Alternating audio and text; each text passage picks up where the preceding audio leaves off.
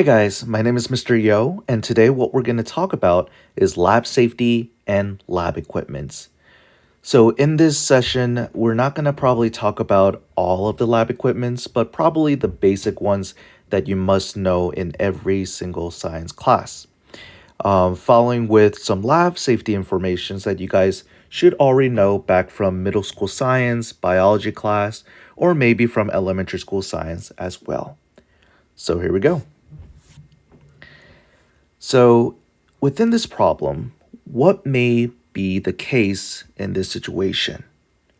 If you would like to pause the video and try to figure out on your own what may be the case or what may be the problem in this situation, please do so.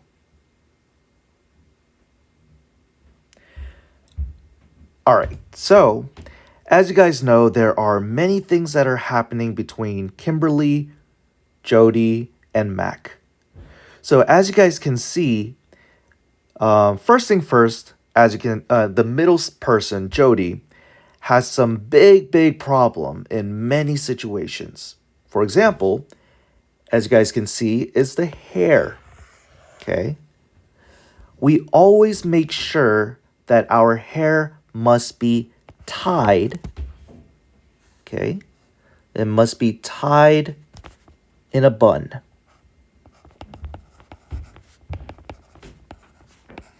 Okay. Tied in a bun, a ponytail, whatever you like. But it just needs to be in a scenario or a situation where you avoid having contact with other chemicals or fire substances. Another situation is that Jody forgot to wear her goggles. We always have to make sure in a science or in a chemistry laboratory environment that goggles must be worn at all times.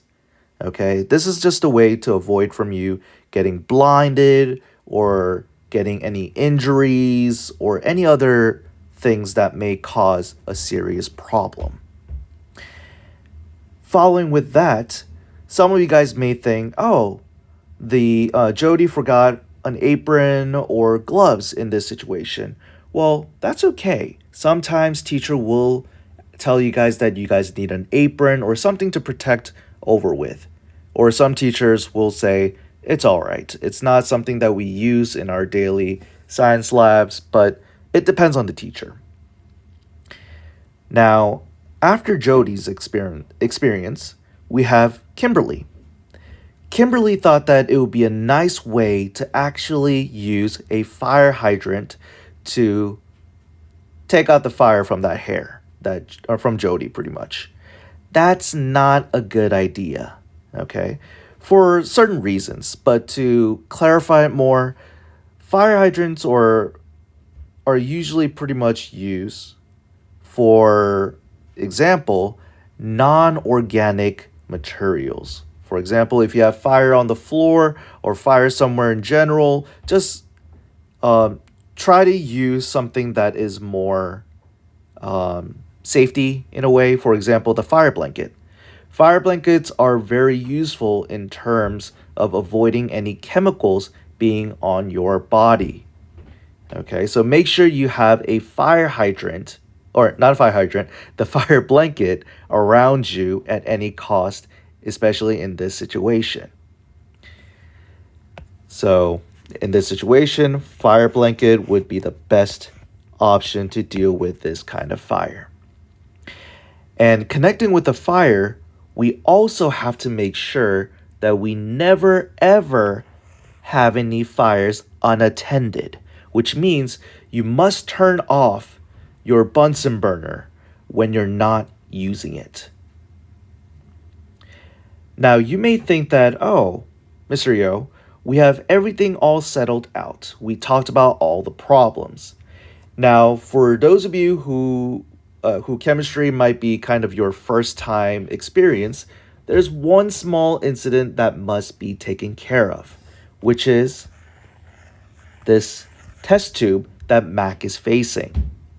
Now, later on throughout the school year, your teacher or I will tell you guys kind of like make sure that the test tube is facing somewhere away from human contact. Because what if something happens? What if that when you're doing an experiment, that somehow the chemical exploded after the reaction? So if that happens, that's going to affect Jody in this situation. So make sure that the opening of the test tube be facing away from any human contact. And that's pretty much all in this situation. So if you think that you have got something wrong, well, that's fine. But your teacher will definitely inform you about the lab safety on and on and on before you guys actually do any experiment. Let's talk about another situation. In this scenario, we have three lovely students, Rick, Sarah, and Andrew. There's so many things that are wrong in this situation. For example, oh, actually, before I even mention the answer, make sure you pause the video and try to figure out what may be the problem in this situation. Okay, so there's many things that you guys probably, or it may stand out in this situation, which in this case, we have Andrew. We are not ever, we're not allowed to drink anything in general in a lab environment. But, well, there's no but you guys have probably experienced in different restaurants where they actually use flasks, test tubes, or any kind of glass materials that used in a lab environment is being used in restaurants or cafe or bakery shops. Those are okay, but don't think that the restaurants or bakery or cafe shop is just like the lab environment situation. Okay, that's completely different because we're dealing with different types of chemicals that may be harmful to your skin, to your intestine, to any part of your organs or just anywhere in your body system. Okay, so make sure you do not drink anything off from the lab equipments. Next, on the side area next to Andrew, we have a broken flask or broken glasses. These are usually dealt with by the teachers. So if something happens, please notify your teacher ASAP. Because if you don't, then it may make a hazardous situation around your environment because of the maybe some harmful fumes that may cause you guys to faint or some catastrophe to happen. So please make sure notify your teacher. Okay. Next we have Rick. Rick is actually inhaling the fume or the smell from the beaker itself. That is not allowed. So we have a technique. It's called wafting or different ways that you guys have experienced based on middle school, elementary school science classes. So basically what you're using is you're using your right or left hand to make a fan in a way that it actually let some fumes go into your nose so you can smell what's going on in the beaker. That is totally fine, okay? But do not inhale just like what Rick is doing right now. Next is Sarah. Now, you guys might think, oh, I've seen this scene from Jimmy Neutron or Puff Girls and the introduction area where the scientist is mixing different chemicals at the same time. That is not allowed for so many reasons. But I'm going to tell you two things. One, make sure that when you are trying to mix something, that you're holding on to, okay, it's kind of a terrible drawing, but make sure you're holding on to the beaker because we don't want to trip it and make a problem just like you see on the right bottom side of this picture. Okay, we don't want to break anything. These flasks which is called the Erlenmeyer flask, is pretty expensive for each piece. So make sure that you're holding on to these flasks before you're mixing or pouring things in. Next, so that's number 1 here. Number 2 is when you're mixing two things, this section right here is the problem, because if you mix something at the same time, you never know what would happen. For example, the reaction might happen within the funnel, which means it might explode, it might cause a flame, cause something that won't be good for you guys. So make sure when you're mixing something, pour it one by one. Okay, we want to be safe at whatever the cost. So please make sure if you want to put some substance inside the flask, put it step by step or one at a time. And some stuff that you guys probably have seen right here. Sarah and Andrew are not wearing any goggles. So it's very important that you wear a goggle at all times. Okay? So there you have it.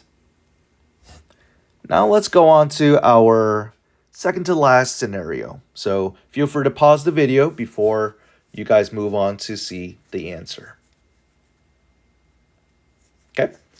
So, many things that we have seen here, okay? Especially guys, do not horseplay around. It is very dangerous. As you can see on the background, we have two gentlemen right here. These are scissors, okay? We don't want to cause any bloodshed going on. That is inappropriate, first of all. And second of all, dangerous, okay? So I just noticed there's a scissor right here, but this is a scalpel, okay? Both dangerous equipments. So whenever you guys are doing experimentations, please make sure you're not horse playing around. That's really bad. Okay? Make sure you're following instructions when the teacher is telling you to do so. Secondly, you can see that there are backpacks and footballs kind of laying around on the floor. Make sure that your pathway is clear, because teachers usually move around places trying to make sure if you're doing the things right or correctly. So please make sure you move any unnecessary objects away from the lab stations at all cost. Now, your lab teachers will always inform you that you are not allowed to eat anything or drink anything in the lab area, okay? For many reasons. One is because for your safety concerns, because if some chemical goes into your food and you ingest it, it will affect somewhere in your body system, and that's not going to look pleasant, including with drinks as well, okay? Because some liquids that we deal with are pretty clear, so you won't actually see any difference if you mix something in there, okay? So foods and drinks are not allowed during lab sessions. Other than that, that's pretty much all in this situation. So there you have it. Okay. Here's the last scenario. So please make sure pause the video and try to figure out what the answer might be. Okay. So in this situation, we have a couple problems. All right, ladies or gentlemen, if you guys are into makeup and stuff, all right, please, please, please do not take care of your makeups, especially during lab sessions, because obviously we want to focus on what's around our surroundings. So make sure you do not do anything that will affect you from concentrating from the sessions or from the labs. And also, I'm just going to assume that you're probably trying to impress someone in the classroom, which, who knows? So, but please, please, please do not do any makeups or something like that. That would hinder your decision in the labs. Next, we have Jarvis, who's holding onto the glass with his bare hand, all right? First thing first, always make sure you tell your instructor or your teacher about this, okay? Because we want to we want to have you in a safe environment, okay? So if those things happen, inform the teacher, and the teacher will probably take care of it. And of course, Jarvis is putting in the wrong box. Okay, if you're dealing with the glass materials, it must be in a glass container. Okay, there's a separate place where teachers will be throwing away glass materials, so make sure that if there are glass substances, it must be in the glass container. Okay. The next thing is Meredith. As you can see, Meredith is actually brooming with to get rid of the glass. That's fine. But one thing, as you can see, is that Meredith isn't wearing the proper shoes. Okay? So you must wear a closed-toe shoes when you're in a lab environment. There's so many reasons. For example, you don't want to have any glass stuck to your toes or your feet, or have any chemicals going onto your feet and burn half of your skin or something like that. So make sure you're wearing something protective enough that covers your skin and just cover it apart from your body so you don't have any problems happening after you spill something accidentally. Okay? And that's pretty much all. Well, you can see that definitely there are some glasses in the way on the side. Well, if you want to push it toward the center so you avoid from breaking it, that's fine too. But as of right now, that's the only issue that we have in this problem. Okay? So if you have any questions, please make sure you ask your teacher for assistance, or if there's some rules or some safety rules that you guys don't understand, please make sure you talk with your teachers about this matter before you do the lab. Okay? Teachers are here for to help you guys out. Now that we talk about lab safeties, there are some equipments that I would like to talk to you guys about. Okay? It may not cover majority of the lab equipments that we have in the lab stations, but some parts, it's a good start though. Okay? So, first thing first, we have something called a ring stand. It's a place where we hold glasswares in the during the experimentation. Okay? This is the part where we hold, let's say, like a container, or like something that we'll talk about later on. There's a wire gauze, but I will talk to you guys more about that later on. But it's a place where we hold things using this ring attached to the stand itself. Next is something you guys have probably used a lot of times in biology class or middle school science. It's called the graduated cylinder. It's used to measure the volume of any types of liquid. Now, when we want to try to read the measurement in the graduated cylinder, make sure that you're reading off of the meniscus, okay? Which is pretty much like a curved line that you will probably see when you're doing an experiment. We always have to read this end mark, this bottom line area, okay? That's where you're going to read the accurate measurement. And that's where the meniscus is located. So make sure that you review this before measuring any substances through the graduated cylinder. Okay. Next, we have the beaker.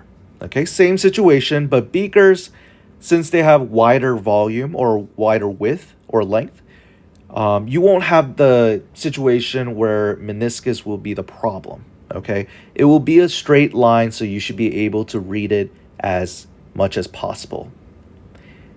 And for more information about beakers, it's where you pour things, mix things, heat things, stir things related with liquid or solid, whichever ways, that's what it's used for beakers. Okay. Usually we use glasswares, but in this case, I'm just showing you a plastic one, which is pretty similar. Next, we have something called a funnel. Now, for those of you who cook at home or who filter out, let's say, coffee, okay, who drinks coffee in the morning, we use funnels to try to get rid of excess materials like any solid materials and want just the liquid part in the cup. Okay, that's what we use for funnels. Same thing goes with in labs as well. We have different techniques. For example, filtering, which is something you guys already know how to do. Something we use to fill up, or something called decanting. That's also a method where we try to put just the liquids into the cup, beaker, or any container. And transferring liquids or powders from one vessel to another.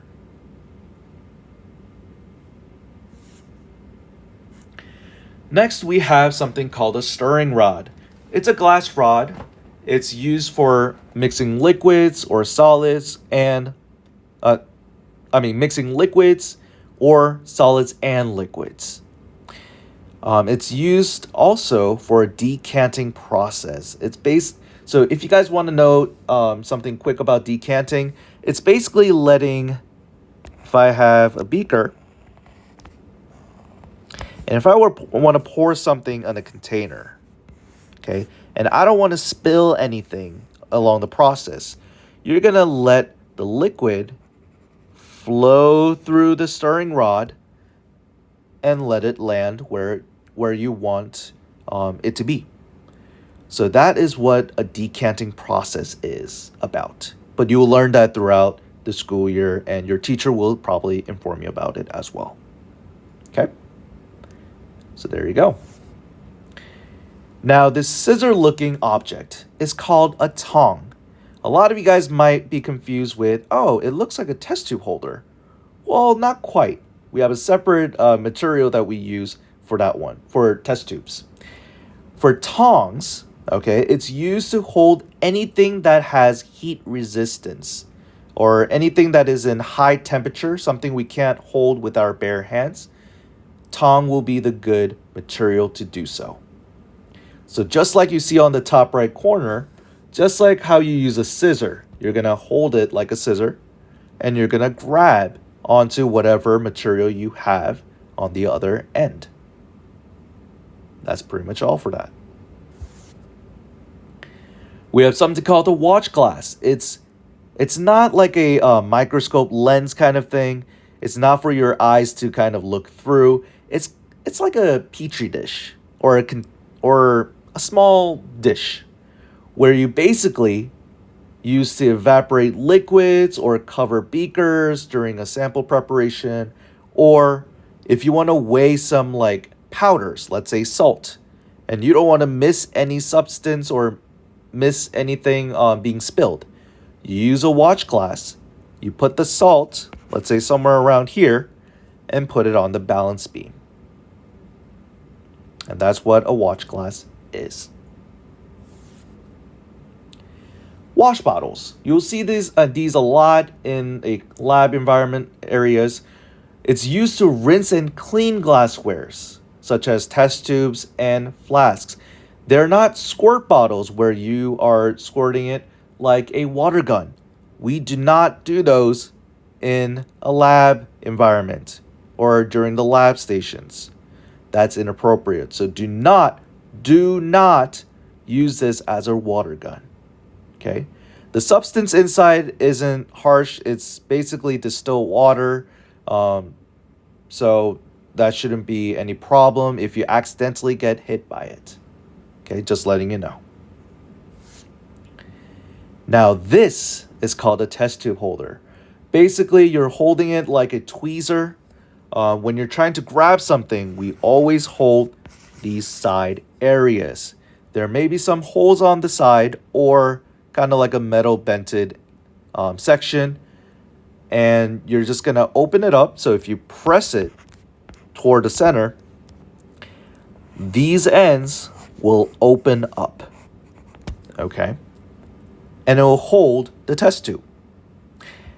Now, once you put in the test tube, just like the picture on the bottom right corner, the one thing that they're doing it wrong is that when you're holding a test tube holder with the test tube, we always hold it in this area. Okay, this circle area away from the squeezing point. Because if you accidentally squeeze it, you might break the test tube. Also ruin your experiment by spilling your content inside it. So always, always, always hold this circle area, this orange circle area, like a teapot or like a teacup. So you don't spill, you don't crack, you don't do anything unnecessary. Okay? Now, Striker. Striker is something that you guys probably might enjoy using. But what you might have to remember is that right here, it's called a flint. Okay? That's what's used to create a spark, pretty much. If you use that up, then it's hard to actually create any spark or fire going on. So make sure when you're using a striker, don't keep on using it too much because it's going to cause less flickering. And teachers have to replace that part as soon as possible. Okay? So strikers are kind of like used to start a Bunsen burner or lighting a Bunsen burner. Okay? It's like in a camping ground when you try to fire something up, you use a flint or something that you use to start up a fire. Just like how that's being used, striker is the same, has the same role as well. Now to do so, or how to use a striker, you hold the sides, just like how you hold the test tube holders, and you make sure you squeeze it hard so that a spark will come out, just like you see on the side, on the right side. Okay. Now here's the Erlenmeyer flask. It's used for mixing, cooling, heating, filtering, incubating, and storing liquids. So this is something that a lot of chemistry teachers or a lot of chemists use throughout our experiment. Now these are pretty expensive. They're around, I guess, $150 per piece. Depends on what kind it is. But make sure you carry this like a baby, okay? Just make sure you don't break this because these are pretty expensive, okay? Just a heads up. Next, we have a crucible triangle. This is basically used to put something kind of like a supporter. If you have a rounded based object, it's a good place to place it in between so that you don't spill anything. Okay, just like the image that you see on the bottom right corner. The wire gauze. Wire gauze is the one that I mentioned about. Okay, so it's like a coaster where you put any hot cup on top of it so you don't burn any wood table or crack any glass dinner table or so. Okay, so this is usually used if you want to heat something up pretty much in an experiment. And last but not least, pipettes. Something you use to bring in the content inside the pipette and transfer it to another test tube or beaker or flask, wherever you want to place the content inside of.